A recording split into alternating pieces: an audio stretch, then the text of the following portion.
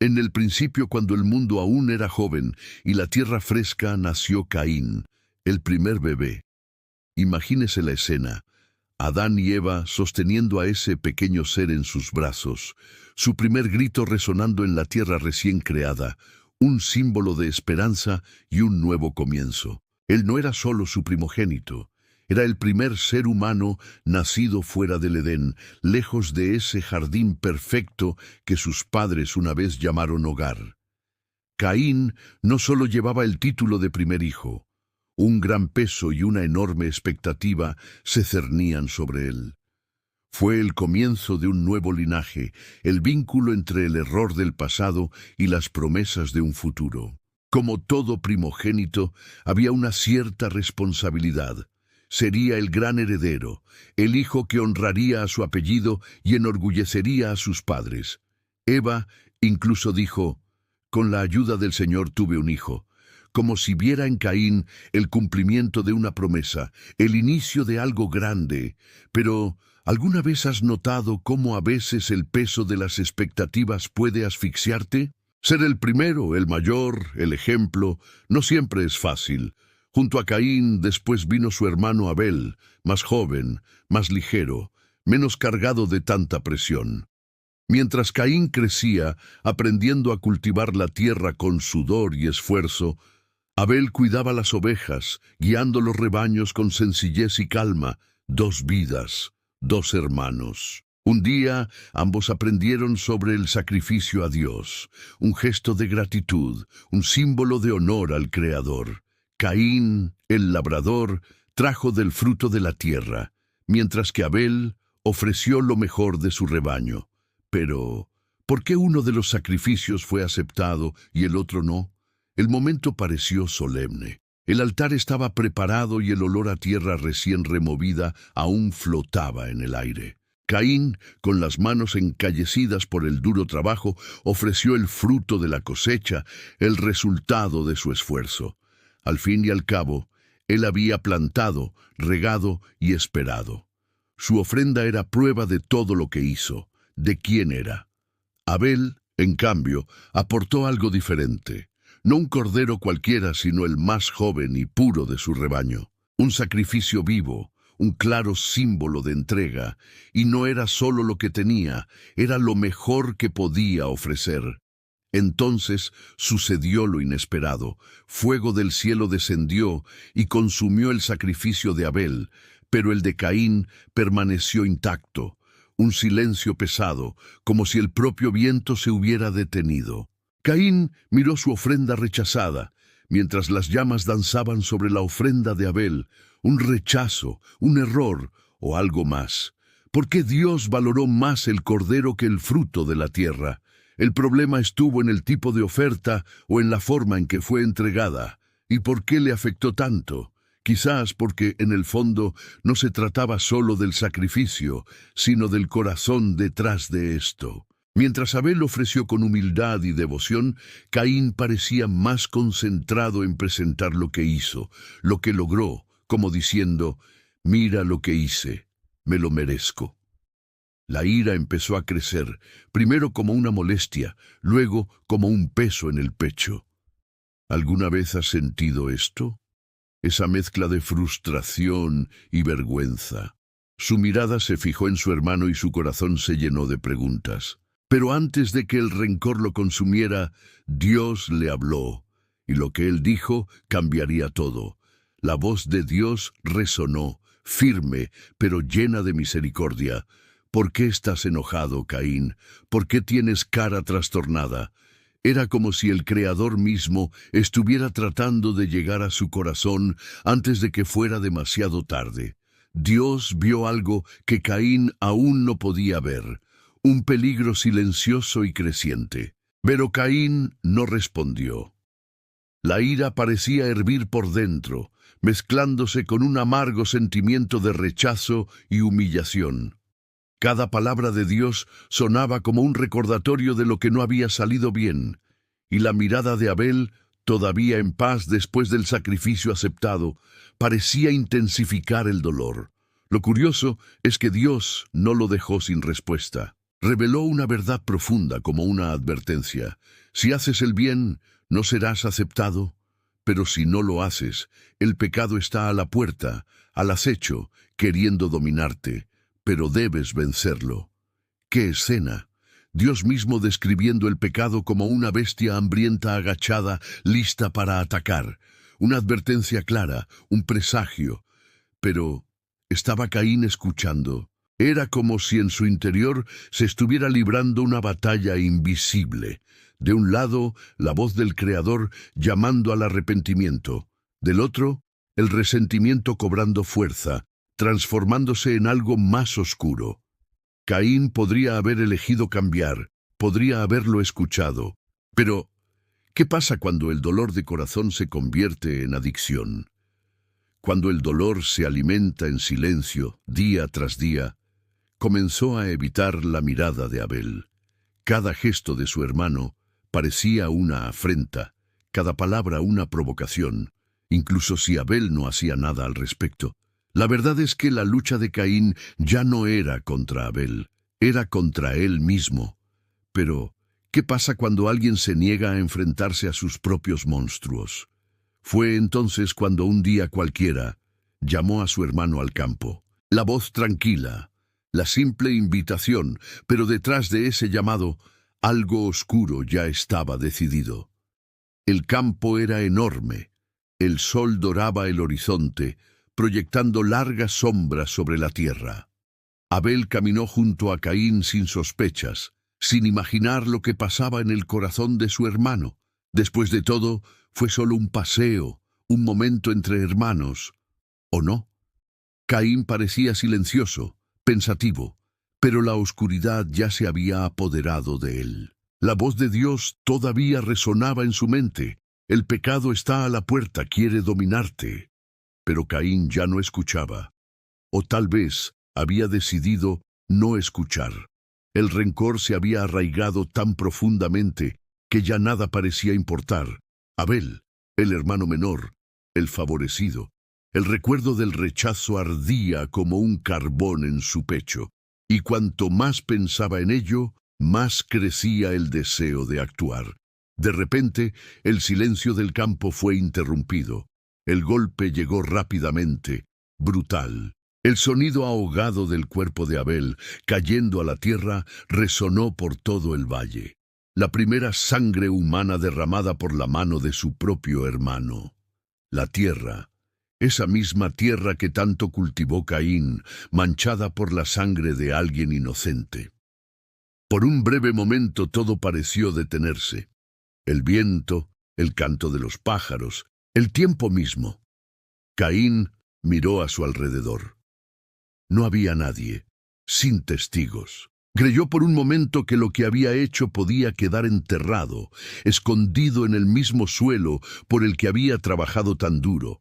Pero la tierra, la tierra lo sabía.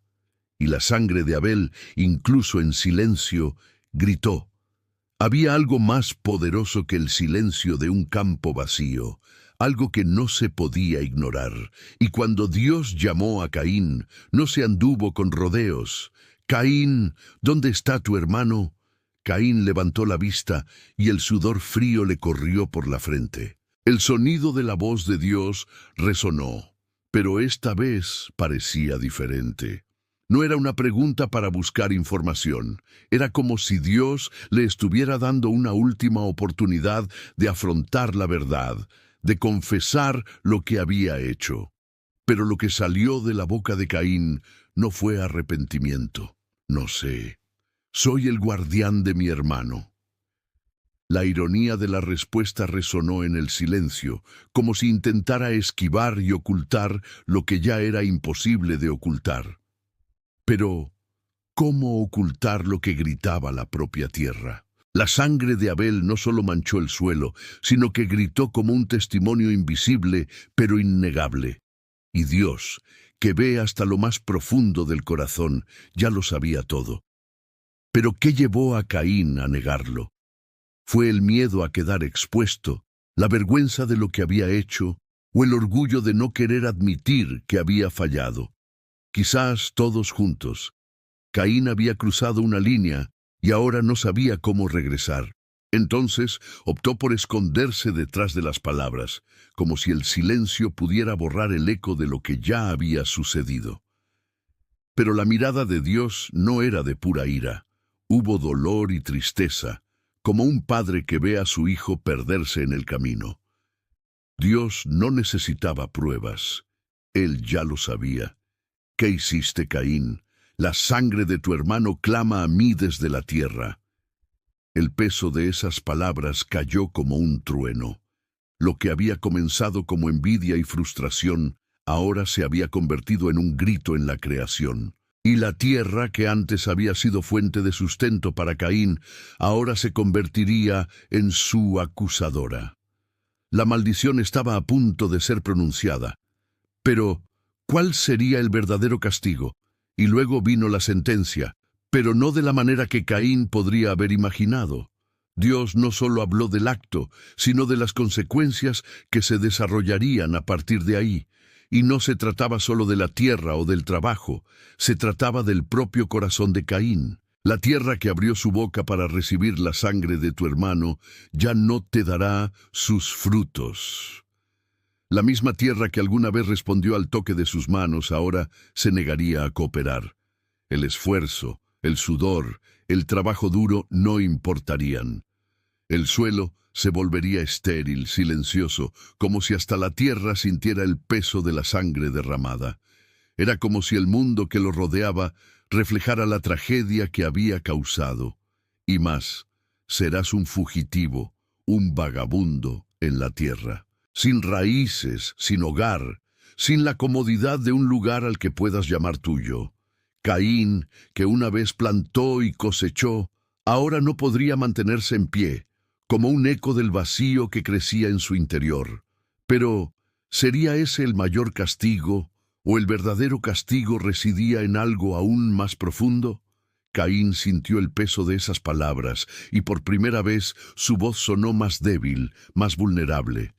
Mi castigo es mayor de lo que puedo soportar. Seré un fugitivo y cualquiera que me encuentre podría matarme. Él lo sabía. Sabía que la sangre gritaba. Sabía que de algún modo la culpa lo perseguiría. Pero en medio de esta confesión sucedió algo inesperado. Dios, incluso frente al crimen, hizo algo que nadie hubiera imaginado. Colocó un cartel sobre Caín, marcándolo visiblemente. Una señal de protección. Pero ¿por qué protegería Dios a alguien que había cometido un crimen tan terrible? La señal, un gesto tan misterioso como impactante, no era solo una marca, era una declaración, un límite impuesto por el mismo Dios. Nadie podría tocar a Caín, nadie podía quitarle la vida a pesar de todo lo que había hecho. Pero, ¿qué significaba realmente este signo? ¿Justicia o misericordia?